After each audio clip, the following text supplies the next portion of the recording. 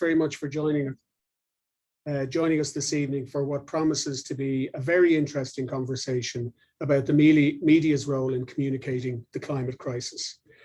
This event is hosted by the Dublin Climate Action Regional Office and the DCU Centre for Climate and Society. And I'd just like to thank David Dodd and Lorna Denny for their help in setting everything up for this evening. So we're hosting this webinar and we're coming together at a crucial time. A few weeks ago, the IPCC released its 6th assessment report on the state of the global climate and issued a code red warning for humanity. And next week, world leaders meet in Glasgow for COP26, and we'll see whether they will heed that warning. And in the media, there has been a huge upsurge in coverage across many news organizations. It feels to me like there's more media interest in climate than there was back in 2015 for the COP in Paris. So my name is Dave Robbins. I'm an assistant professor in the School of Communications in DCU, and I research how the media covers climate change. And I'm very pleased to be joined by what the tabloids would probably call a star-studded lineup of climate journalists and communicators. So I'm just going to briefly introduce the panel. And just to note that in the Q&A function, you can ask questions of the panelists, and we'll have some time for questions and answers at the end of the session. So let me introduce Dr. Cara Augustenborg, who has been communicating about climate for several years, going all the way back, I seem to remember, to a blog called The Verdant Yank, which I thought was very, very good. Cara is an environmental scientist at UCD, but also a member of President Higgins's Council of State and recently appointed member of the Climate Change Advisory Council. She cut her communications teeth at Newstalk, where she had the job of talking about climate change with Ivan Yates. John Williams is the Director of News and Current Affairs at RTE and has overseen a recent prioritization of climate news at the public service broadcaster. He may or may not agree with a previous holder of that post who said he had responsibility for everything but power over nothing. Daniel Murray is a political correspondent of the Business Post and host of 5 Degrees of Change climate podcast. And he previously worked as the Business Post's environment correspondent. And Daniel has a great track record in breaking environmental stories, including getting a sneak peek at the carbon budgets recently and leading on the data centres story and the pressure that data centres are putting on Ireland's electricity grid. And Harry McGee is political correspondent with the Irish Times with a special interest in climate politics and policy. Harry and I soldiered together at COP21 in Paris, where I was very impressed with his multimedia skills. So that's our panel tonight. I'll get the ball rolling with some questions, and then we can come back to your questions at the end of the session. So the first one is a broad question, which I'll ask to everybody in turn. And it's, are the media doing their job when it comes to covering climate change? And Cara, maybe I could start with you, please. Okay, thanks, Dave. I actually met you and Harry at COP21 too for the first time and was impressed with both of your media skills at that conference. It's lovely to be here, and this is one of my favorite topics to talk about. So are the media doing a good job? I think I've been quite critical in the past of how the media have covered climate change in Ireland, but I will say that things have been improving rapidly. And I would even go so far as to say that I sensed a real change when Donald Trump became president of the United States. And for me, strangely, that was a moment when I saw a real shift in how the Irish media covered climate change. And I think it was because they didn't want to be seen as associated with that narrative. I mean, I don't have any evidence to prove this, maybe you do, but I really did see the framing start to change around that time. And now it's continued to improve since then with interventions like John's at RTE and others like Newstalk finally letting me do a slot with Ivan Yates and then my own show Down to Earth. So I think it is getting better, but it still has a long way to go in terms of actually reflecting the fact that we have declared a climate and biodiversity emergency. And while climate coverage is improving, I feel biodiversity coverage really isn't at all. And that's something we also need to be looking at too, given that that is also in an emergency state. Thanks very much, Cara. That's an interesting point about the Trump influence. I guess his presidency did energize a lot of different constituencies in the States, and the media seems to have been one. John Williams, could I ask for your comment on that question if we're doing our job on climate change? Well, look, ultimately, I don't think actually it's for us to judge. It's for the audience to judge. And, quite clearly, the audience, or a section of the audience, and a vocal section of the audience, thought RT wasn't doing its job on climate change until relatively recently. And I have to say, I welcome that. It's not always easy to hear or read, but it's important that people speak out and speak up. We are full of good intentions. Sometimes things get in the way and other stories bubble up, and inevitably you're forced to prioritize. But there's no doubt that we are facing a very serious challenge, a challenge that in many ways is greater than COVID, but also shares some similarities with COVID in terms of the need for everybody to play their part. And for our part, we stand ready to do so. But, it's also important to recognize that we have particular responsibilities in terms of being a public service broadcaster. We need to arm people with facts. And, that is what we will do next week and the week after. And as we cover events in Glasgow, so we'll try to be practical about what it is that people can expect as a result. Thanks, John. Daniel, maybe if I could come to you next, and I wonder if you might reflect a bit on, the idea of what the role of journalism is, and are we fulfilling these kind of normative roles when it comes to the climate of informing the public and being a watchdog and investigating and holding power to account and things like that in your estimation? Yeah, thanks, David. I think increasingly we are, but it follows very many years of us not doing our job on that front. And there's a number of reasons for that. Probably the primary one is that the volume of specialization and expertise that's needed to report on the areas is quite significant. And the only reason I was even able to get into reporting on the area is because I got 2 years of training elsewhere. I left media for 2 years. I went into PR. I worked with clean energy companies. I got to attend 2 COPs. And I can tell you for the first 12 months of that, I had no idea what was going on. I was trying to saturate myself in the material.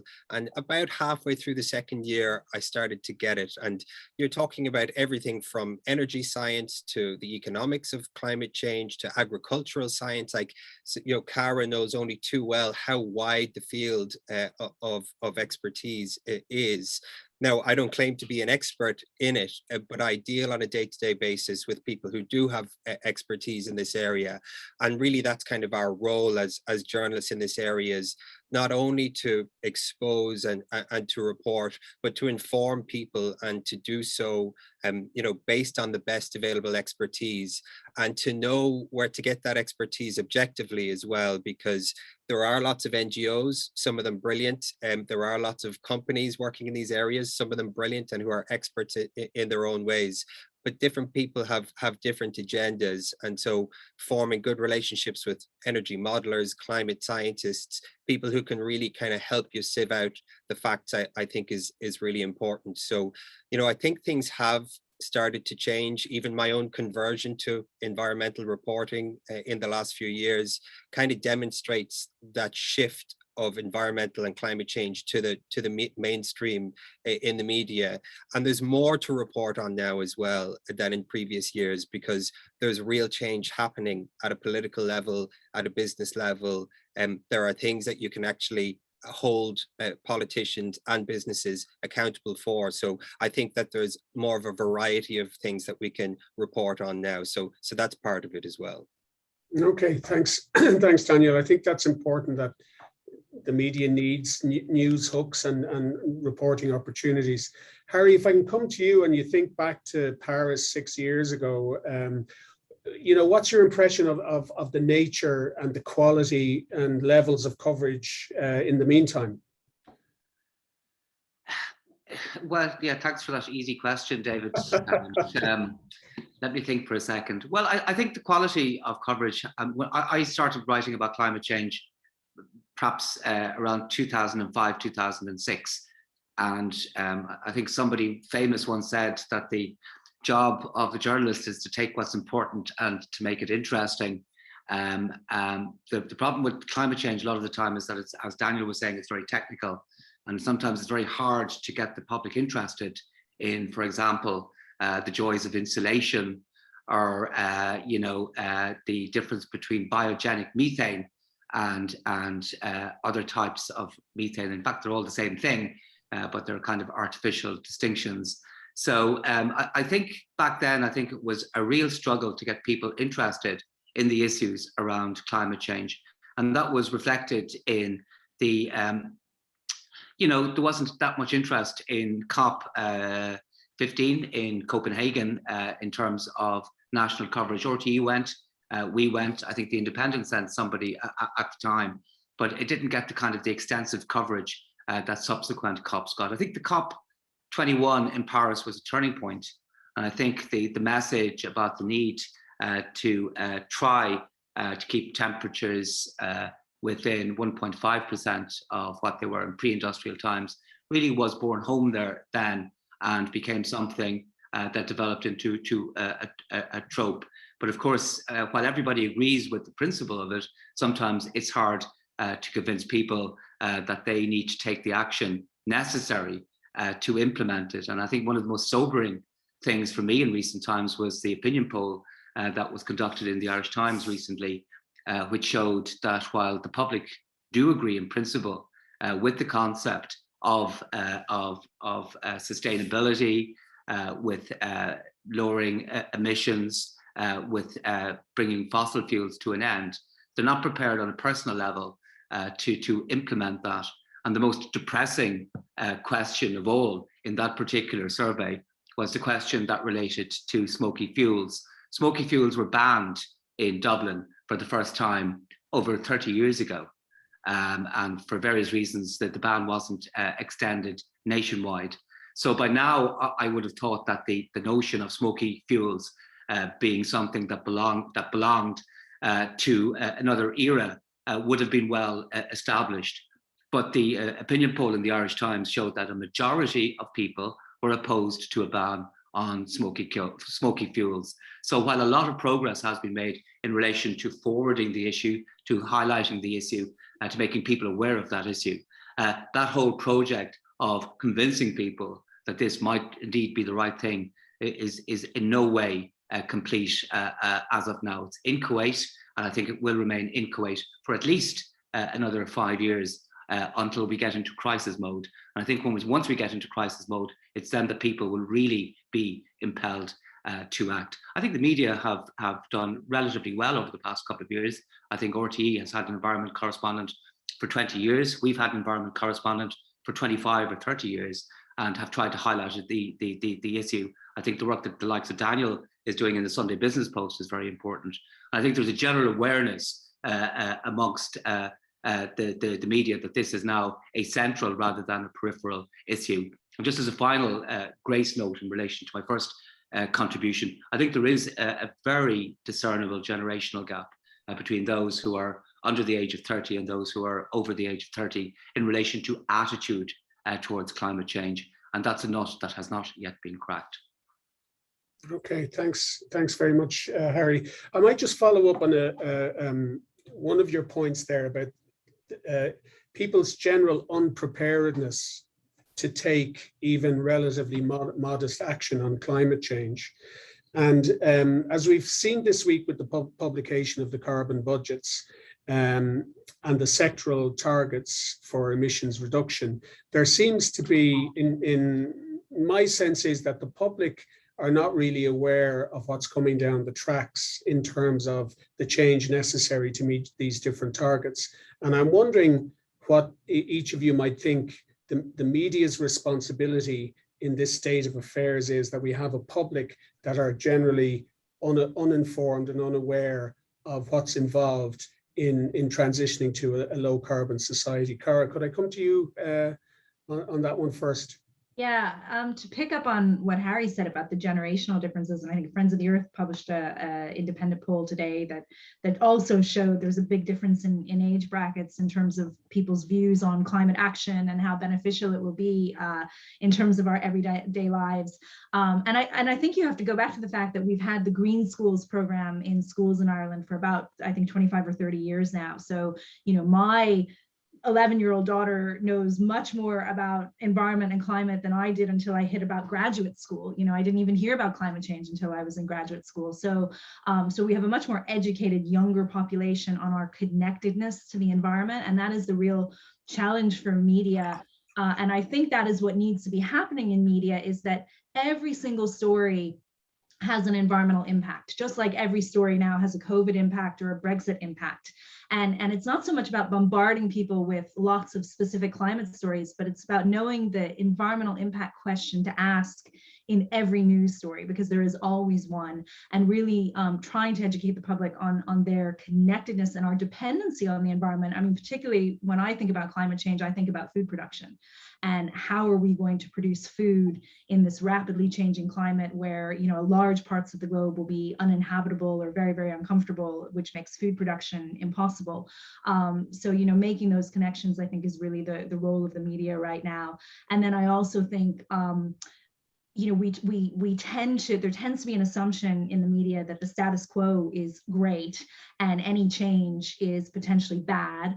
But in fact, I think the status quo is not great. I think farmers aren't getting a fair price for food, for example. I think there's a lot of societal injustice, and that maybe we should be looking at this opportunity of switching to a low carbon society as also an opportunity to address a lot of other things that aren't working in society too.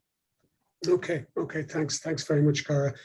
Daniel, could I come to you with that idea that, you know, we can see the battle lines kind of over carbon budgets being drawn, and I think we can see that the public are becoming dimly aware of what's coming down the tracks, but are not really that well informed. Is that a failing on the part of the media to keep people informed about what this will involve? Well, I think some of the new targets in terms of the near-term targets, so the 51% emissions reduction by 2030, Ireland's target, which was only recently put into law, because that's also recent, the scale of it is something that we're only just starting to learn how to communicate as journalists ourselves. But I do think you're right. I don't think people have really grasped that concept yet. And the carbon budgets this week were another step along the way in terms of communicating that. You know, they split the amount of carbon that we're able to emit between now and 2030 into two 5-year budgets, the larger of which is for the first 5 years, so we can emit more carbon, and the smaller of which is for the second 5 years. What was interesting is that, you know, the first carbon budget was communicated as a I'm going to get the figure wrong now, but it's a 4.8%, I think, decrease year on year. And it's kind of hard to fathom, you know, well, what does that mean? If we look at a report that just recently came out from the Environmental Protection Agency, we see that during the pandemic last year, with all of the shutdown of the economy, emissions only fell by about 3.6%. So despite that, last year, we wouldn't have hit this 4.8% target. The other thing as well is that it's worth doing analysis on these figures, because the first carbon budget of 2021 to 2025, it's meant to be a 4.8% reduction every year. But the first year is this year. And we already know that carbon emissions are growing and going to grow this year, in particular in the power sector, because we've been running Money Point more because of the energy crisis that we have. And it's likely that next year, because we already have our climate plans locked in through the recently announced budget, the carbon emissions are at best going to plateau. So what we're talking about then is 2023, when we start to see emissions having to fall. And then it does ramp up to an 8% reduction a year. And that is more than double what emissions reduced last year, with almost a complete shutdown of the economy for half of the year. So trying to communicate that scale is difficult. And I don't think people have really grasped just yet the scale of what's going to have to be done. But as Cara says as well, the scale of the opportunities. as well, in terms of decentralizing our energy system, in terms of improvements in our food production systems. There are opportunities, but there will be pain as well, and that's something that I'm not sure people have grasped. Okay, thanks, Daniel. I guess, Harry, it is quite new, a lot of the targets, and the budgets have only just been published. But do you think there was a missed opportunity for the media in kind of preparing people for what the changes they might be expected to make? You can't prepare people enough. I mean, look at the water tax and look at property tax. I mean, no government is going to be elected on the back of raising new taxes. So, there's no way of buttering people up when you are, I'm mixing my metaphors now, but when you're giving them a particularly bitter pill. So you just really have to lay the facts out. And the facts are, as Daniel has pointed out there, is that people are going to have to take I'm really mixing my metaphors now, will really have to take a bite of a reality sandwich in relation to what's ahead. And it's not just, there's replacement. There are technologies that will replace. But there will also be, people will have to really stand back and wonder, will the lifestyles that they have enjoyed for the past generation, are those lifestyles really sustainable going into the future? And if you take agriculture as an example, I mean, we hear the government saying that we're going to stabilize the national herd, but the EPA just released its annual carbon or emissions figures for last year, and it showed that agricultural emissions grew by 1.4% in 2020, notwithstanding this promise to stabilize the herd. Not alone that, the dairy herd, which is the critical herd component of the herd, grew by 3.3%, and it's grown by 12% over the past decade. And what's shocking when you start digging in to the figures on the dairy side is that only 13% of dairy farmers have signed into the second pillar of CAP payments, the GLOS payments, the environmental payments to date. And as for pillar one, which is the basic one, and there's a very minimal requirement in relation to the environment and pillar one payments in agriculture, but there are 10,000 farms in Ireland who don't even subscribe to pillar one. So there are thousands of dairy farms out there which are very intensive and are contributing not alone to emissions, but also contributing to nitrate pollution of all our major rivers in the south and southeast, are also contributing to the scandalous state in which our ammonia emissions are in the States at the moment. And they're not subscribed to any environmental scheme whatsoever. These are kind of independent republics that are going on and doing their own thing with no control and with no sanctions, besides very minimal ones indeed. And the government, when you ask the government, what are you going to do about that? Or what are you going to do about stabilizing the herd?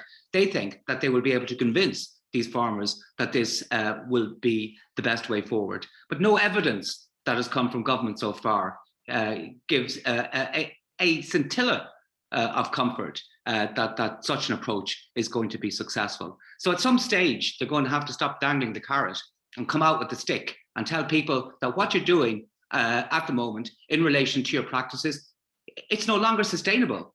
And you're going to have to either stabilize or cut, or if you don't, you're going to face sanctions. And that's one of the things that we in the media should be slightly more vigilant about. For example, every time you talk to the dairy sector or to the government, they'll say that Ireland has the most sustainable dairy industry in Europe. But when you go back and look at the data that supports that data dates back to 2005. And it dates back to a study that used very particular methods in terms of arriving at that particular figure.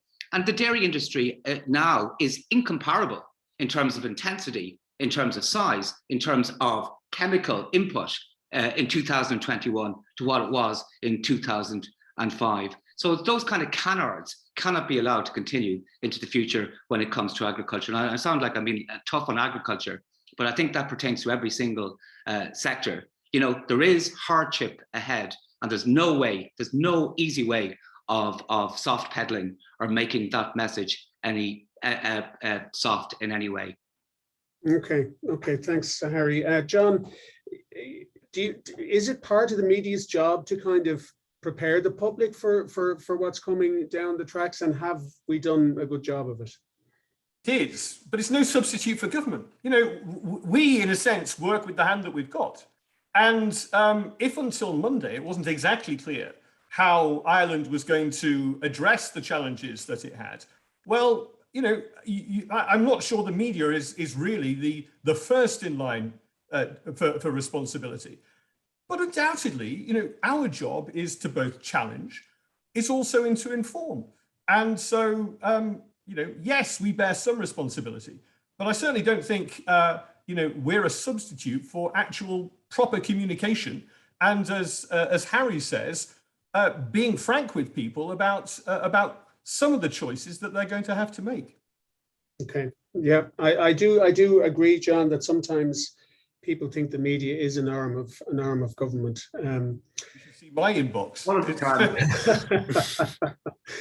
Can I just kind of zoom in a little bit away from the bigger picture of the role of the media and look at sort of the nature of the coverage a little bit, and ask, you know, the research shows that most media coverage of climate change focuses on the politics of climate change and political wrangling at national and EU level and so on. And we're going to see a huge amount of that now with the carbon budget. So there's, and also a kind of leaning in or almost provoking conflict and setting sectors against one another.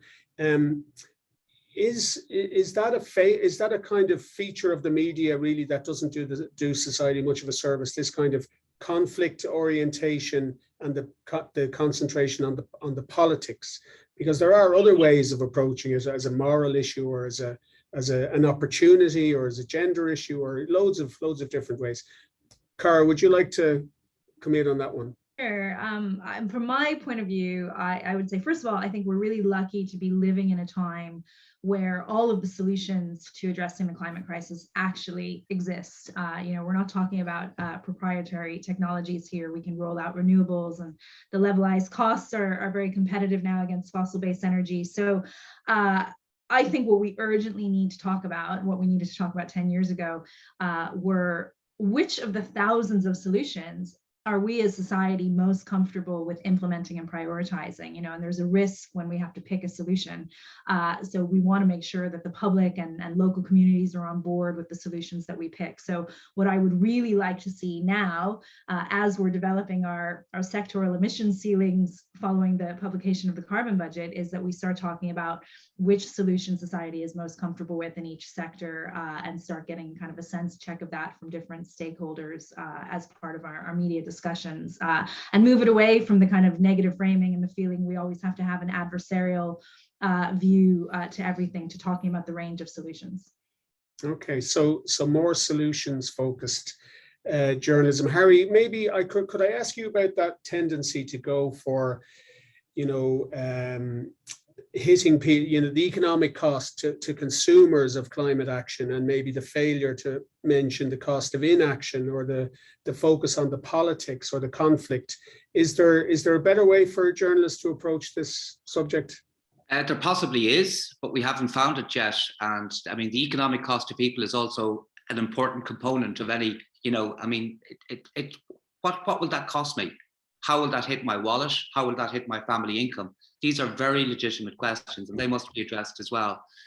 In relation to the personality clashes, unfortunately, that's part and parcel of politics as well. So, you know, you can't, it's the Aitsian thing, you know, how can you tell the dancer from the dance? I mean, all of these are integral part of the coverage of any issue.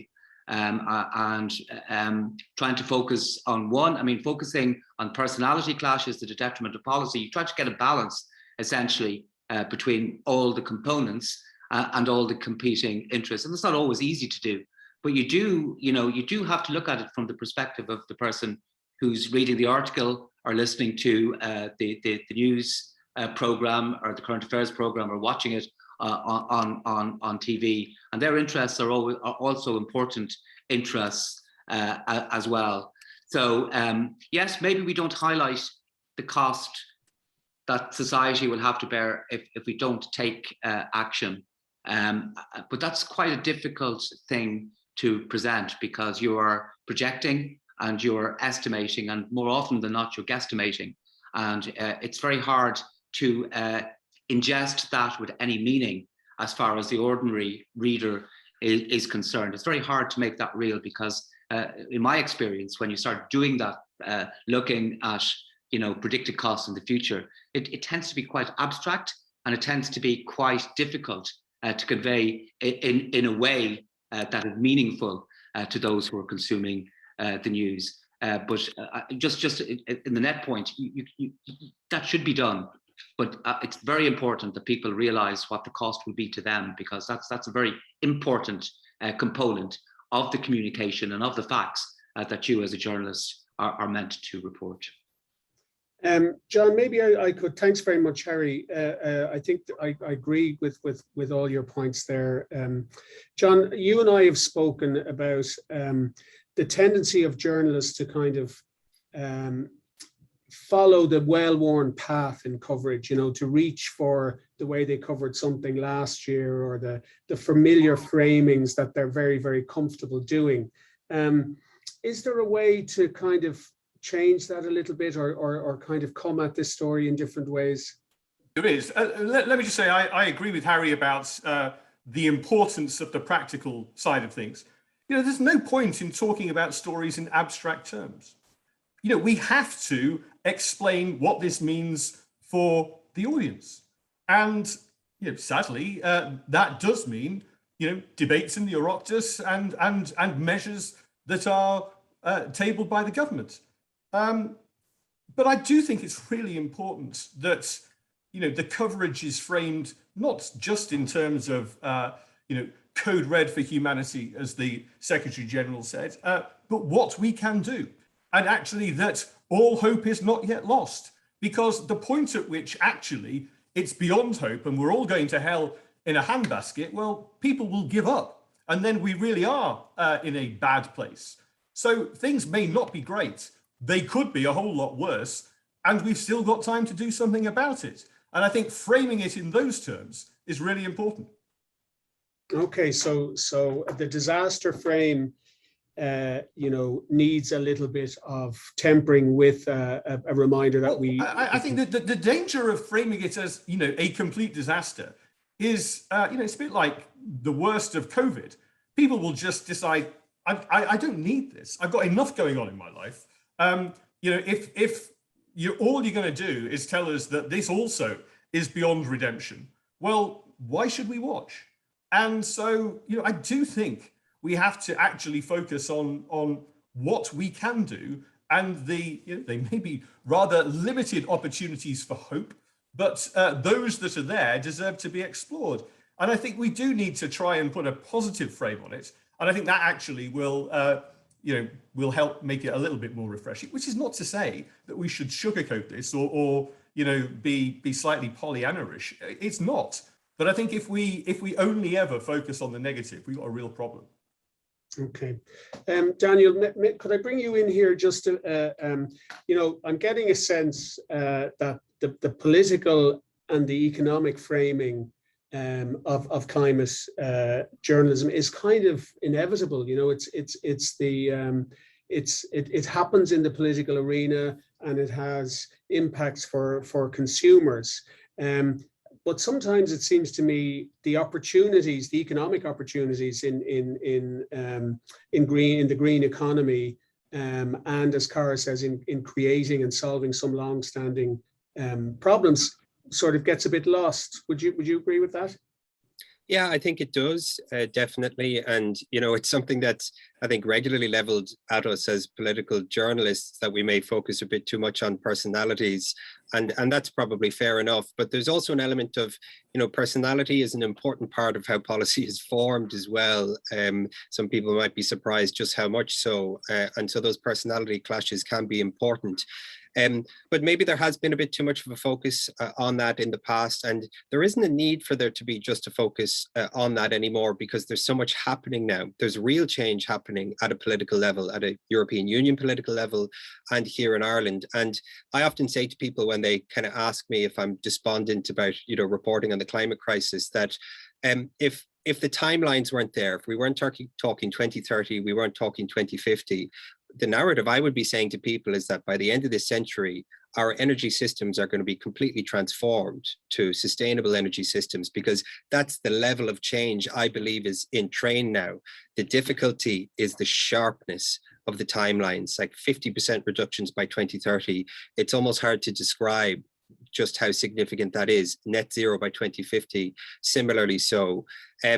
But also then outside of politics, we tend to focus on this because it's very much been a political arena topic. Initially, it was civil society protests. It's moved now into the political arena, and political decisions are happening. And only now can we start to turn towards the economic consequences and opportunities of that. And obviously, we're a business newspaper, and so we have an opportunity to explore both the consequences for businesses and the opportunities. And that's something I think we've increasingly been able to do. We certainly are able to report on green energy companies getting into the space, their plans over the next 10, 15, 20 years, and similar with companies in other sectors. But one of the difficulties with business has been transparency.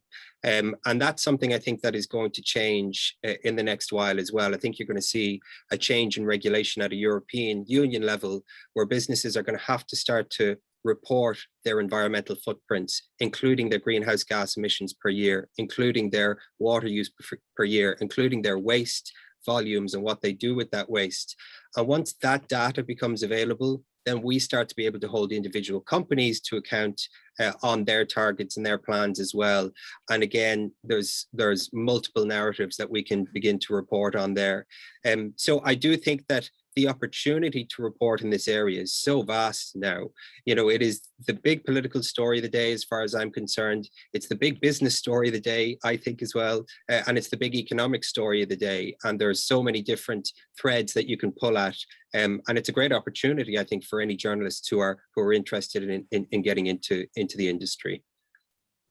Okay, thanks, Daniel. The time is absolutely flying by, so maybe you have time for another couple of questions to you before I go to the audience. But turning to COP26 in Glasgow, maybe you could say what are the challenges of covering this? How you expect the coverage to go, and maybe John and Harry and Daniel might say a little bit about how their own news organizations are thinking about covering COP26. But Cara, I'll start with you just in general about what you hope for in the media's coverage of this event.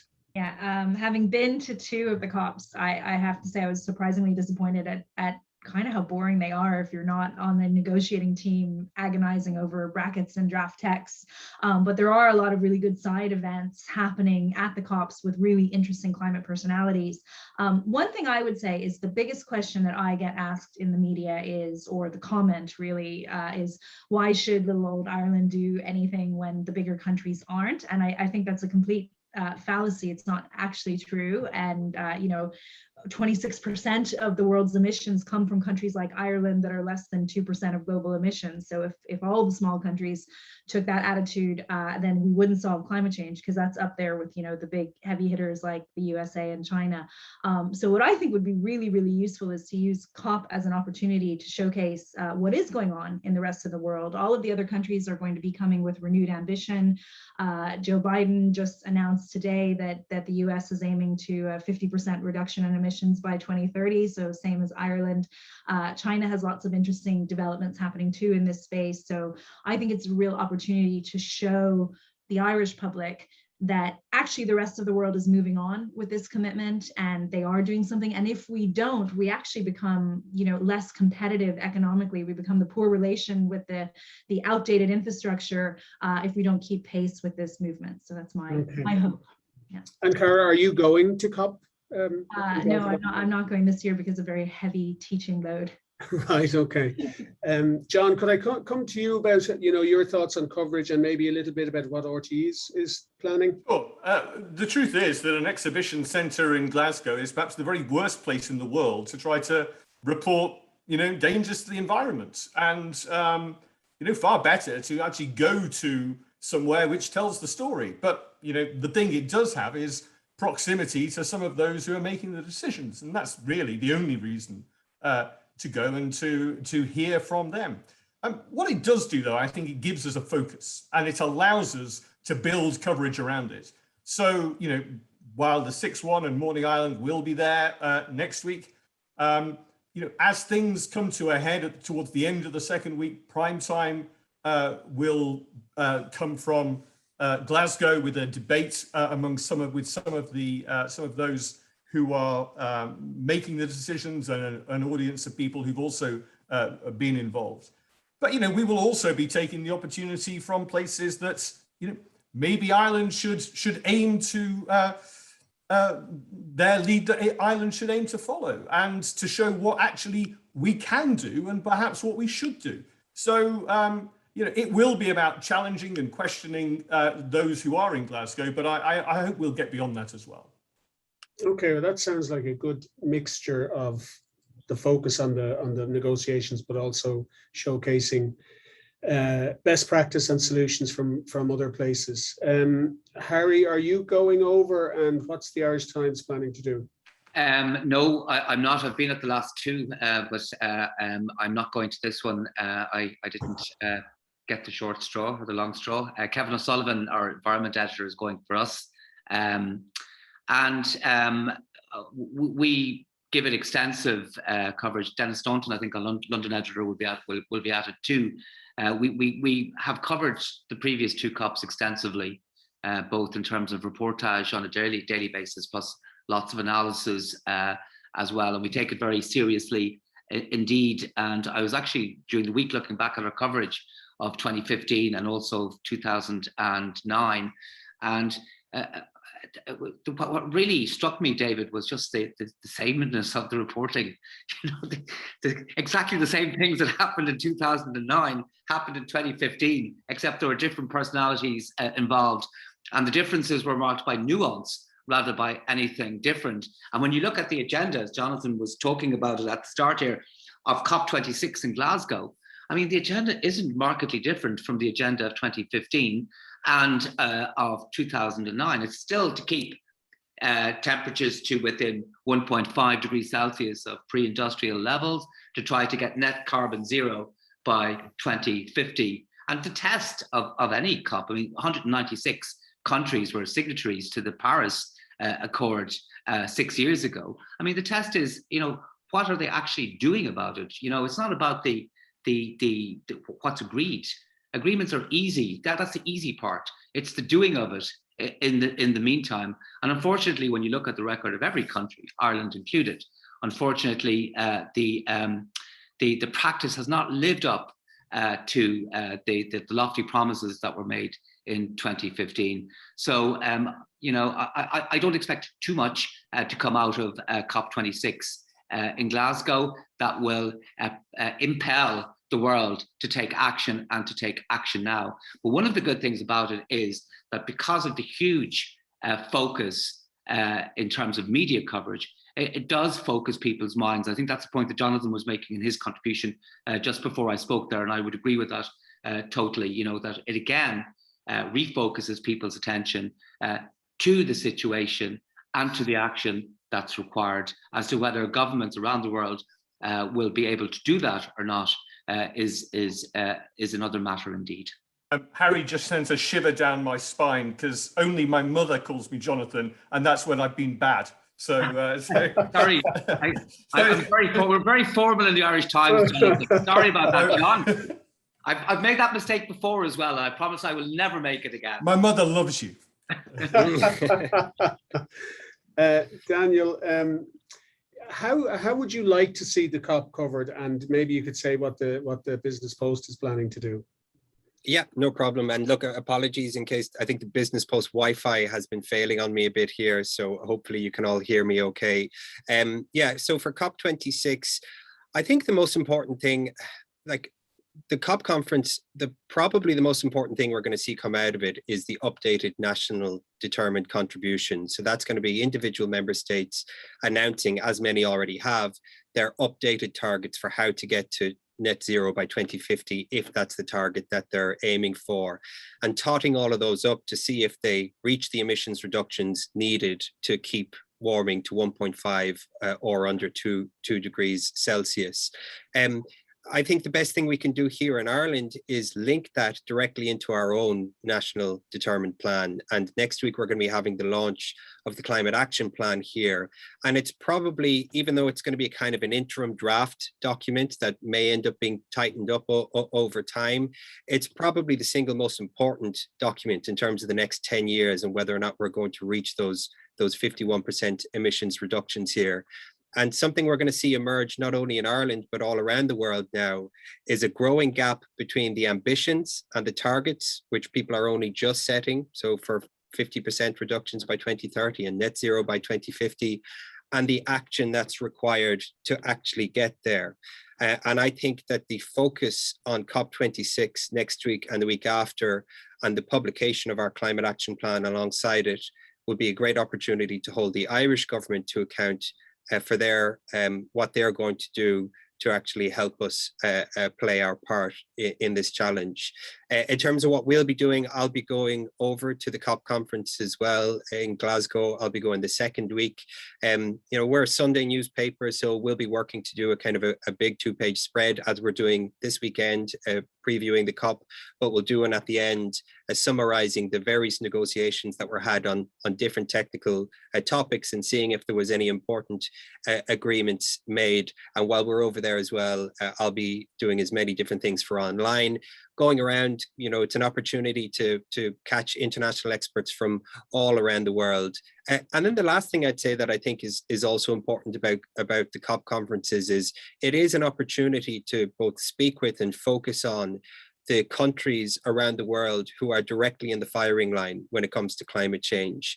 And these countries tend to be more influential at these conferences. For example, the Pacific Islands and others were influential in getting to 1.5 degrees instead of 2 degrees in the Paris Agreement.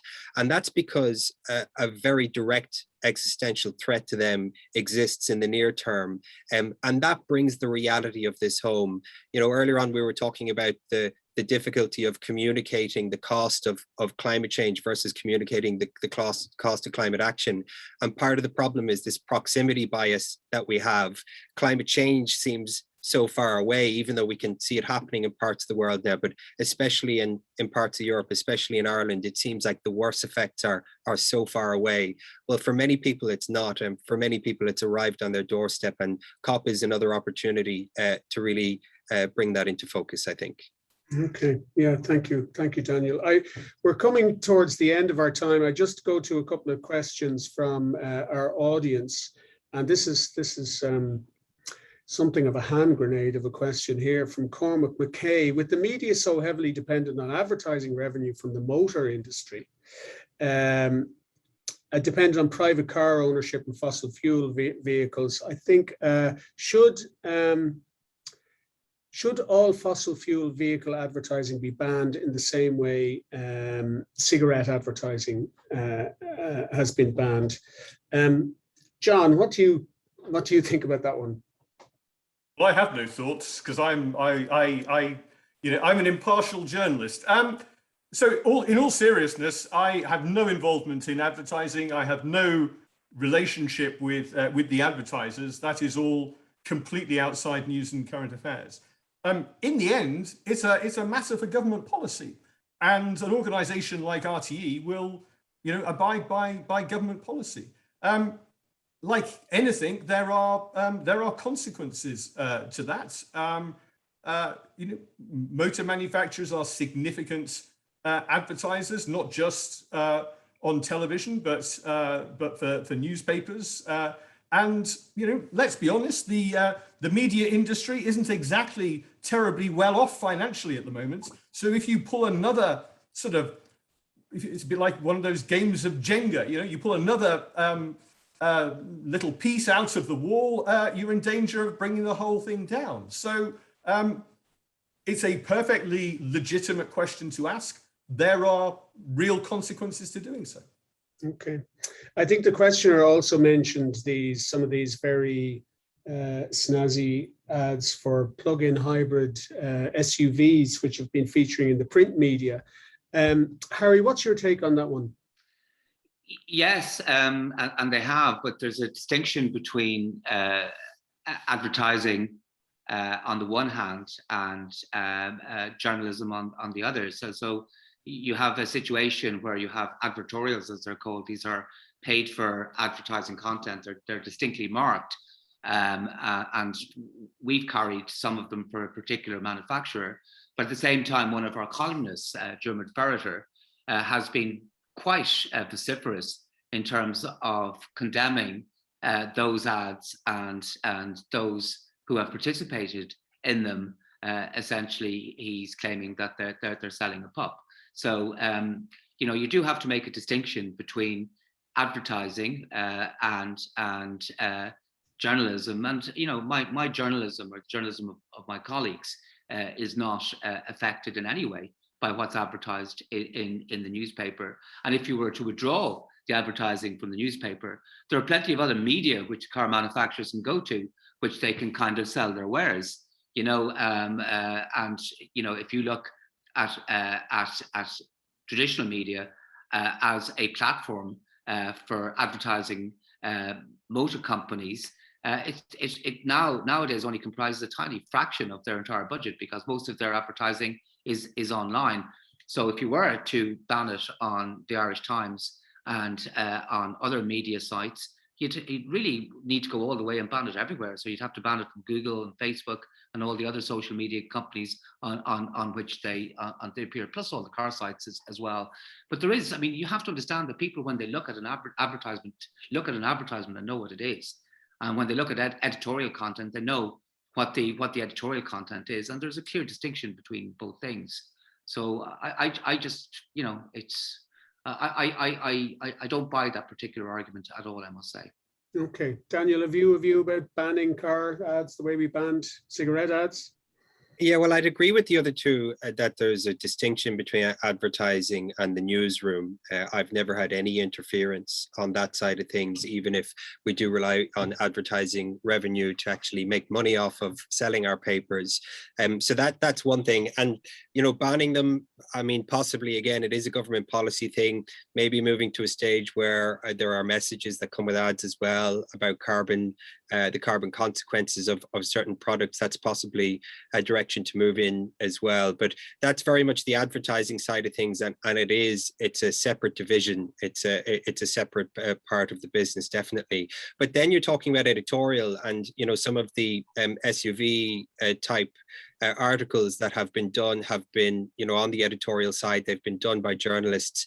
And in many ways, it's, maybe quite unfairly, the celebrities involved and even the journalists who have written, they've been taken for a ride by the companies, because, they haven't just jumped on board to promote a fossil fuel vehicle. They've been told that this is a green solution, and they have likely in good faith gone and written about that as a result. So this comes back again to kind of one of the big things I think is needed in newsrooms is specialization in climate and green energy issues. One or a couple of people in the newsroom that have that kind of expertise means that any stories that other journalists come across, they can share with you and ask for your opinion on. I think of an example recently where a colleague of mine got in contact because another company had been in contact with him saying that they were, 100% provider of green electricity, and they wanted to promote this, and was the paper interested in writing an article on it. And it was sent on to me, and I was immediately able to say, because I've reported on it before, that there's more green electricity being marketed and sold in Ireland than there is green electricity generated in Ireland. And so I take with a big pinch of salt what all of these companies say, because there's a lot of accounting trickery that goes on there. But it's just to make the point that it's about specialization, and it's about being able to call out this greenwashing. And that's another big role that I think journalists have over the next few decades. Okay, yeah, thank you, Daniel. I just come to a last question, which is kind of a little tweak on a question asked by Katrina Reid in the audience, which it was about hopeful messages. But as people who are, sorry, Cara, I didn't give you an opportunity to come in on the car thing, which did you want to? No, you're happy. These are the experts in that, but just Right, to add, okay. I think just to say that we can't demonize any one sector, because unfortunately all sectors contribute to environmental impacts. So it gets very tricky when you start calling out one, but the issue, particularly around the SUVs and the celebrity endorsement and greenwashing of that, has been very upsetting to me personally. Okay. Sorry, yes, this question from Katrina Reid was about hopeful messages, and it made me think about, as people who are working in this field sort of day in, day out, and who be focusing on COP and focusing on various emissions reports and so on. Where do you find hope yourselves personally, and how do you kind of keep going? Cara, you're involved, more than most on many fronts. So what keeps you going? There's two main things. One is the small wins along the way, and I think we've seen a lot of those. I mean, if you asked me 5 years ago, would we see 300 environmental commitments in the current program for government, I would have said not a hope. So we've seen just a tremendous change in the last 2 years in particular, and even the 51% emissions reduction legislated for, like put into law between now and 2030, is something I never thought I would see out of the Irish government. So that those kind of little incremental changes, even though they're not yet enough to bend the emissions curve, they are giving me a lot of hope. And the climate strikers and the public awareness of climate change and how much it's come on in the last few years has really given me hope. And then the last thing is just being connected to people like the gentleman on this panel and other people in civil society that are all working toward this goal. And I think when we're getting trolled on Twitter and sent horrible emails, we all kind of prop each other up and encourage each other to keep going in that struggle. Okay, yeah, I think some sort of climate support network is definitely needed. Daniel, you're probably of the others most focused on this area. Is it hard to kind of keep going, and is there something that kind of gives you a bit of light at the end of the tunnel? Yeah, well, it's not too hard to keep going. There's a great sense of satisfaction out of working on this area because it's important and because there's a lot of change happening in it, and there's a lot of accountability that is needed. So there's great satisfaction in that. I think in terms of hope, the people I deal with, the variety of solutions that are in the pipeline gives me hope. Because on the one hand, in the Business Post, we've done a lot of reporting on the problems, and that's an important part of it. But on the other hand, we get an opportunity to talk to all of the different businesses who are either in a research and development phase of new technologies, or are past that and are scaling up technologies, or looking to break into markets. And there's huge innovation happening out there. There's hugely intelligent, capable people working extremely hard on these problems from a scientific and from a commercial point of view. So that gives me hope, is that, like I said earlier, I think if we had 100 years, I would say the transformation is in the bag. It's happening. It's the scale of the problem over the next 10 to 30 years that is going to give us all repeated headaches, I think. Okay, thanks, Daniel. John, if I could come to you, do you find this a tough, area to be focusing on, and is there something that gives you hope? I think it's a tough area journalistically, because what needs to be done, which is immediate, is in contrast to the benefits which are long term. And television is a hopeless medium for trying to tell that story.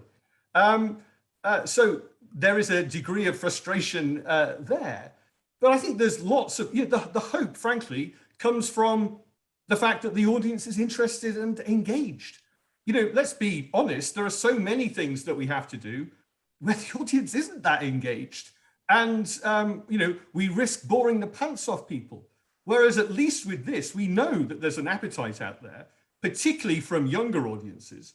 And so I think that if we can convert that into action, then that in itself is a reason to hope.